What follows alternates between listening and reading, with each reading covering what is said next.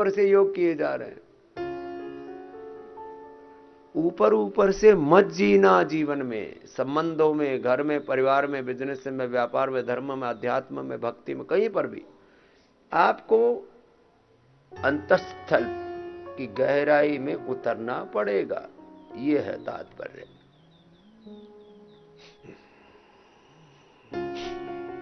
अब निरंतरता पूर्वक, अब देखो ये 10 बातों का, 10 बात तो कहने के लिए होती है, 10 बातों का ध्यान रखते हुए अब देखो, अब किसी को गांठ है शरीर में और वो लाइफ थ्रेटनिंग ही होती है गांठ, कभी भी गांठ सामान्य नहीं होती है। ग्रंथि चाहे वो तन की हो या मन की हो, तन की गांठ से रोग पैदा हो जाता है और मार देती है, और मन की गांठ तो जीते जी मार देती है। मन की ग्रंथि, आदमी सुसाइड ही कर लेता है। इसलिए कोई ग्रंथि नहीं रहनी चाहिए। विद्यते हृदय ग्रंथे सिद्ध्यन्ते सर्व संशया, क्षीयन्ति चास्य कर्माणि तस्मिन् दृष्टे परावरे। अब देखो, तन और मन की गांठ खोलनी है, घोलनी है। पीसीओडी है, यूट्रस ओवरी प्रोस्टेट में कहीं पर भी गांठ है, फेफड़े में गांठ है, कोई भी गांठ है तो क्या करना, 1-1 घंटा 2-2 घंटा करना। पीसीओडी 1 ही महीने में ठीक। एक नहीं, मेरे पास सैकड़ों प्रमाण हैं इस बात के। पीसीओडी 1 महीने में ठीक।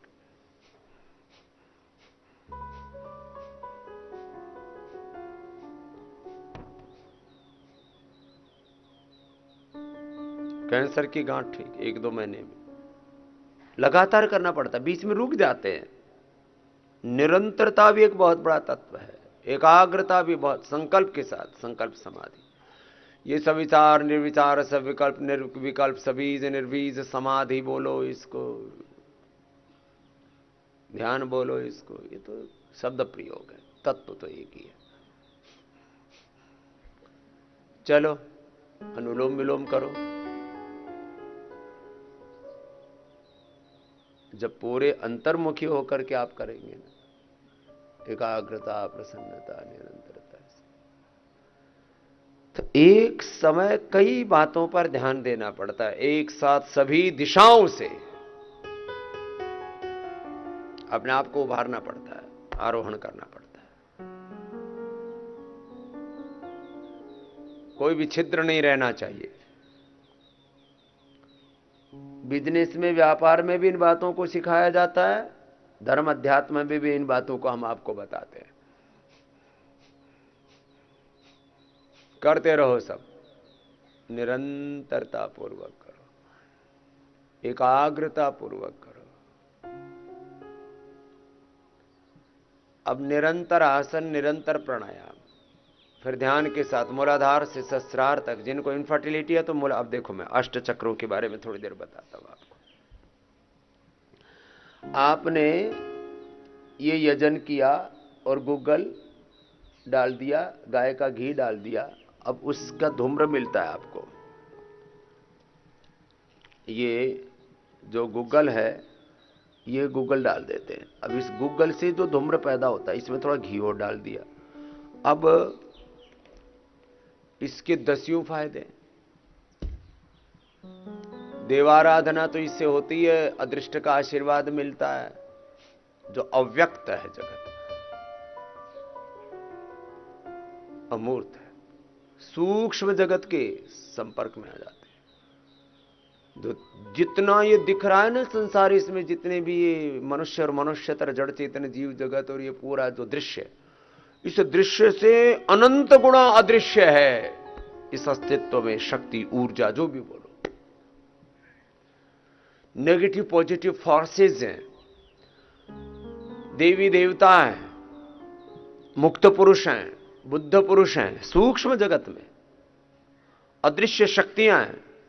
और जैसे आपकी भाव चेतना होती है, वैसे ही आपको वो, जैसे आप चाहते हो वैसे आपको मिलता है। इसमें क्या बात है।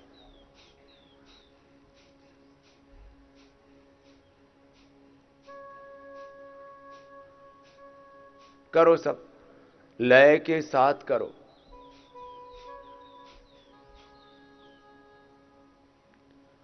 और इतनी गहराई से करो कि तुम सूक्ष्म जगत में पहुंच जाओ, अदृष्ट जगत में, अव्यक्त में पहुंच जाओ। तत्र द्वेह विद्ये वेदितव्ये पराच अपराच। अपरा में तो ये सारा संसार का बोध आ गया, ज्ञान अनुभूति आ गई। परायया तत् अक्षरम अधिगम्यते। द्वेह वाव ब्रह्मणः रूपे मूर्तम च अमूर्तम च। मूर्त से अमूर्त में ये साधना का जो क्रम है वो यही है। The sequence of yoga and meditation, visible to invisible.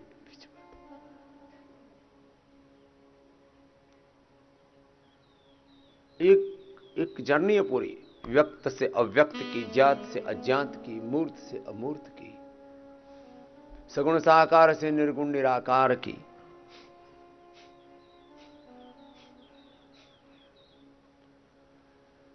Kapalbhati अनुलोम विलोम करते करते कुछ मूल तत्वों की तरफ आपका ध्यान दिला रहा था।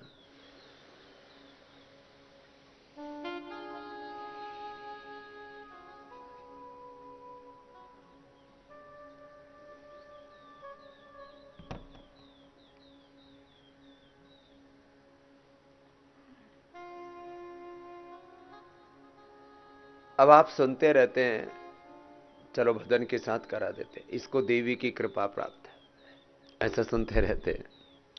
इसके पर देवी का आशीर्वाद है,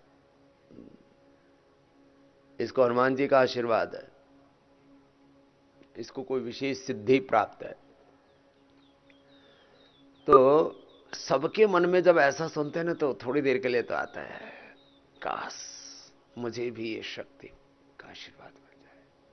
और जब किसी बड़े संकट से घिर जाते हैं तब तो जरूर किसी न किसी मठ मंदिर में जाते हैं, कोई पूजा स्थानों पर जाते हैं, तीर्थों में जाते हैं, और वहां। और ये भी एक बात सच है, देखो जो परात्पर ब्रह्म है वो तो परम तत्व है ही, परम सत्य है ही। और जो उस परात्पर ब्रह्म की, एक ब्रह्म की उपासना करते ओम सर्वम खलविदम ब्रह्म वासुदेव सर्वम ईशावास्यमिदं सर्वम, फिर सारी दैवी शक्तियां उनको आशीषित कर देती हैं। ग्राम देवता भी है, कुल देवता भी है, राष्ट्र देवता भी है। ये ग्राम देवता, कुल देवता, राष्ट्र देवता, फिर अलग अलग दैवी शक्तियां, अलग अलग ऋषि मुनि, अलग अलग सिद्ध पुरुष, मुक्त पुरुष, बुद्ध पुरुष, वो सब भी हैं, योगी पुरुष, सब कुछ है इस संसार में। और मैंने कहा ना, जितना ज्ञात है, जितना व्यक्त है, उससे अनंत गुणा अव्यक्त है, अनभिव्यक्त है, अज्ञात है, अनिर्वचनीय है। अब उस सब सूक्ष्म जगत की शक्तियों के दिव्य आशीर्षों से आपको अभिषिक्त होना है। उसके लिए योग और यजन ये साधन बनते हैं। मैंने कहा ना, जैसे पूज्य बापू कह रहे थे, मानस में ज्ञान, कर्म, उपासना और शरणागति की यह जो हमारी 4 विधाएं हैं और 4 पुरुषार्थ है हमारे धर्म अर्थ काम मोक्ष। और उसमें सतयुग में ध्यान योग, द्वापर में यज्ञ योग, त्रेता में फिर पूजन अर्चन, और कलयुग में नाम, भगवान की शरणागति।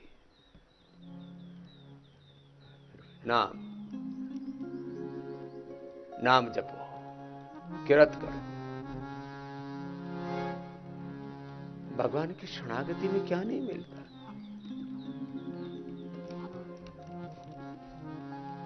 तो आपको ऐसा लगता है कि मुझे भी ये शक्तियां और ये सिद्धियां और ये दैवी शक्तियों का आशीष मिलना चाहिए, तो आपको भी मिल सकता है। बस उसके लिए गहरा संकल्प चाहिए। आपका संकल्प ही आपका देवता है, आपका संकल्प ही आपकी सिद्धि है। संकल्प से सिद्धि। बातें छोटी छोटी है, लेकिन इन अब कुछ जो अविवेकी होते हैं, मूड होते हैं, हम ज्यादा आलोचना इसलिए नहीं करते कि किसको समझाना। जिसको समझना है समझे, और नहीं समझेगा तो ठोकर खा के तो समझ ही जाएगा। पहले ही समझ जाएगा तो दुख कम पाएगा, बाद में समझेगा तो दुख ज्यादा पाएगा, खुद भी दुखी रहेगा, अपने घर परिवार को संसार को भी दुखी करेगा। तो देखो मेरे भाई बहन, आओ अब थोड़ी देर आपको अनुलोम विलोम कराते, भजन के साथ, लगन के साथ, कीर्तन के साथ, पूरे अंतर्मुखी हो। शनै शनैः परमेत बुद्ध्या धृति गृहीतया आत्मसंस्तम्भनः कृत्वा न किंचिदपि चिन्तयेत्। जब भगवान की भक्ति में होते हैं, योग ध्यान पूरा करते हैं ना, तो उस समय फिर एक ब्रह्म के सिवा और कुछ भी चिंतन नहीं। प्रभु आपकी शरणागत। कोई भी देवी देवता, कोई भी बुद्ध पुरुष, कोई भी भजन, ये तो आलम्बन बनता है उस अध्यात्म में उतरने के लिए।